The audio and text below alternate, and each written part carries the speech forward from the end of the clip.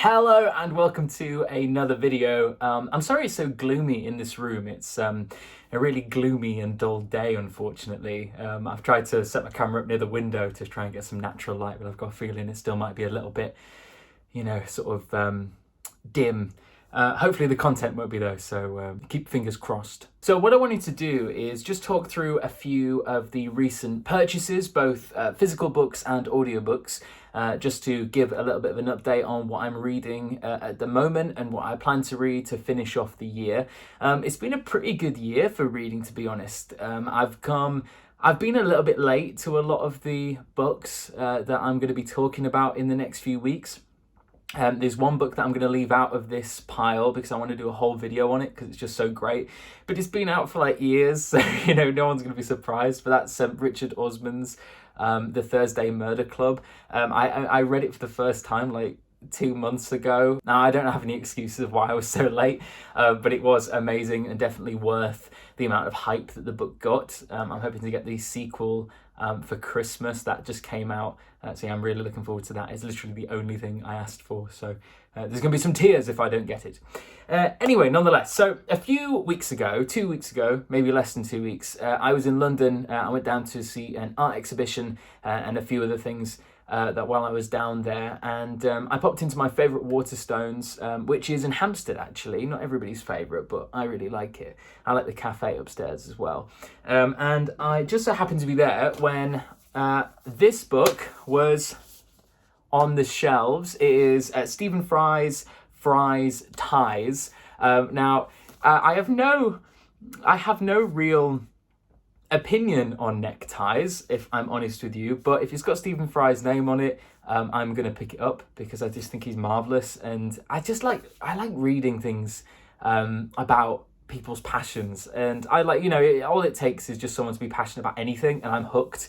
So this just seemed like the way to go. I haven't started it yet. I know literally nothing about this.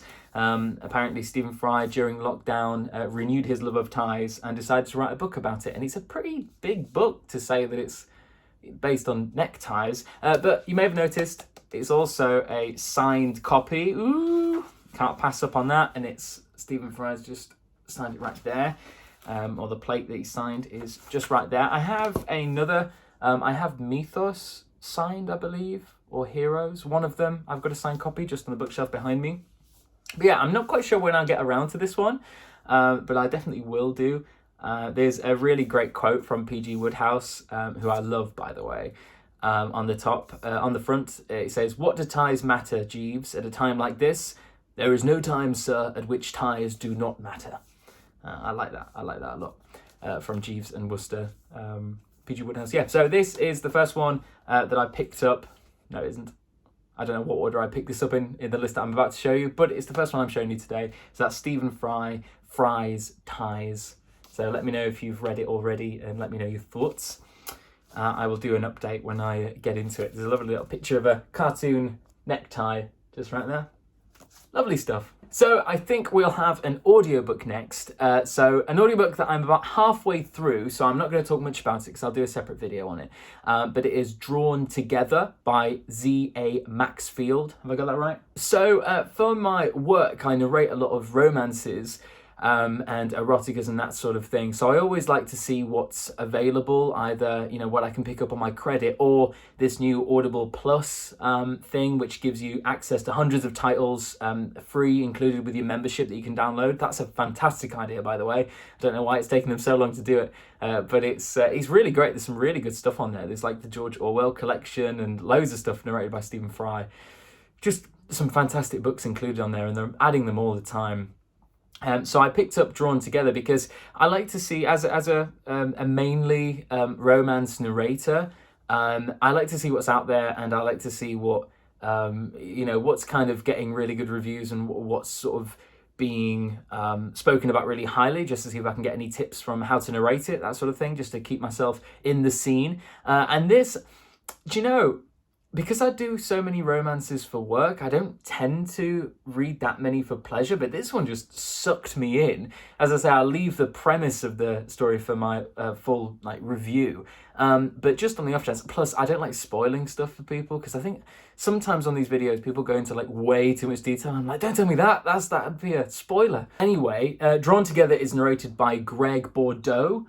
I hope I'm pronouncing that right, but he is phenomenal. Seriously, I've never come across his work before, which I'm ashamed to say because he seems to be a very, very successful narrator. But nevertheless, for good reason. It is fantastically narrated. His depth of characters and it's just so consistent and perfect. And I'm thoroughly enjoying the book. I can check.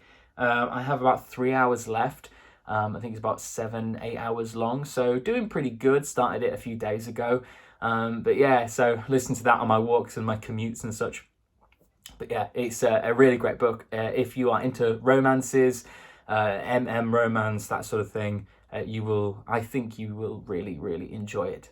Next, we will go on to another physical copy. Now this book, I kind of embarrassing. I drunkenly bought. Me and my partner were having a few drinks to celebrate putting up our Christmas tree, and I went on Amazon and started buying a load of books. And this one came through the post yesterday morning. It is The Future of British Politics by Frankie Boyle. Now, I understand that not many people are going to be interested in this sort of thing. Frankie Boyle, a stand-up comedian, writer, comic book writer, and just all around. Well, I mean, some people say it's quite controversial, which I guess his stand-up is, but you cannot deny whether you like his comedy or not. You cannot deny how profound and intelligent the guy is, especially in his deeper writings. So I was super interested in picking this up and giving it a read. It's tiny, get it done in a sitting or two at the very most. But yeah, The Future of British Politics, with me being British, it's kind of important, I guess, an important topic, obviously, and I just wanted to know Frankie's take on it, because he has started doing quite a lot of, he always has been quite politically engaged in his stand-up, but he's been getting a lot more serious recently, and I don't know, I just find his take on things quite interesting, and find myself basically being in awe in how simple and often hilarious he can put very complicated, he can break down very complicated topics and discussions. So super interested in getting into this one. As I say, it's tiny, so a little bit of me, when I unwrapped it from Amazon package, when it came through the post, I was like, I'm gonna get this done by the end of the week. And do you know what, I think I might start it later. Got a few things to do for work, and then I might get buried in. Yeah. So, like a lot of people, I enjoy the Graham Norton Show, and I find myself going down the YouTube rabbit hole watching clips from the Graham Norton Show quite regularly. Now, one of the guests that I find myself watching as much footage of as possible in interviews and that sort of thing is Miriam Margolyes. I can't pronounce the last name, I'm so sorry. You think I would be able to by now. But I became aware of Miriam through Harry Potter and some other stuff, but have her persona through things like the Graham Norton Show, and she is just mad. If you've never heard of her, this is her, Professor Sprout from Harry Potter, everyone on there. But she's just nuts, seriously hilarious and wonderful, and she's just so filthy, and I can't describe her. I won't do it justice. Just watch some footage of this woman, because you'd be so shocked if you've never seen the real Miriam. If you've only just seen her films, you'd be so appalled, but in the best way. So I was hearing a lot of stories on these interview programs about Miriam.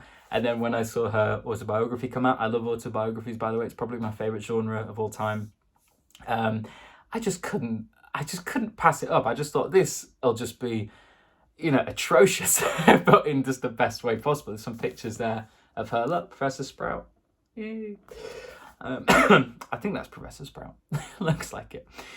Anywho, can't wait to get to this one. I'm saving it until I finish for Christmas, and then I could just have a cup of coffee in the Christmas lit room and get into this, because I just can't wait. It's just gonna be mental. I really can't wait. Now, the fifth book I want to talk about, and it's definitely not because the last time I mentioned Matt Haig, I got the most views on any video that I've ever done So I was pretty chuffed about that. But anyway, I mentioned Matt Haig. I did a review on one of his books. I think it was the Comfort book, and I got a load of views, and it was pretty cool. So I'm going to talk about him again.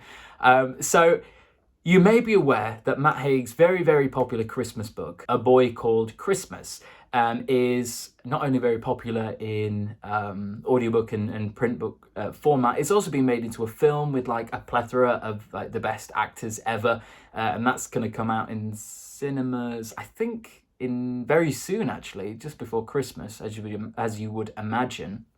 But I have never read it. And it is about getting that time now where I start getting that Christmassy feeling. I see Love Actually on Netflix and just start thinking, well, I'm going to have to start getting myself in the Christmas vibe. And I think this is the book that I'm going to be doing it with. A Boy Called Christmas by Matt Haig, narrated by, Stephen Fry. Didn't even realise. But I was looking through the Audible Plus membership thing where you get all the books included in your membership, and A Boy Called Christmas by Matt Haig was on there, and I just thought, oh, come on. This is just too good to be true. So I gave it a download, and I'm really looking forward to getting delved right into it. I believe it is only available on Audible, unfortunately, or for those people who, unfortunate for those people who don't have Audible. But I do, so not unfortunate for me. So I'm very, very excited to be getting into the Christmas spirit with A Boy Called Christmas. The reviews on this book are insane. People love it so much. I'm super interested in checking out the film as well. And for those who don't know, if a book is an adaptation of a book, I can't go see the film. I can't watch the film until I've read the book, just because, I can really enjoy a film if I've read the book first, but I can't enjoy a book if I've seen the film first, because I just get it in my head. It's just a weird thing. Let me know if you share similar views to that down below. But yeah, that is going to be the last of the books that I've picked up or acquired, and I plan to read before the year is out. Thank you so much for watching this video. If you have any questions or opinions or just anything, just want to shout your name in the comments below, please do feel free. I have some interviews booked as well with some really nice authors and audiobook narrators for this channel too, as a part of the audiobook club. So stick around for those. I'll be updating you guys a lot more frequently now that I've got a little bit more time to do so. But yeah, I hope you're well. Thank you for watching this video once again, and I will see you very soon in the next one.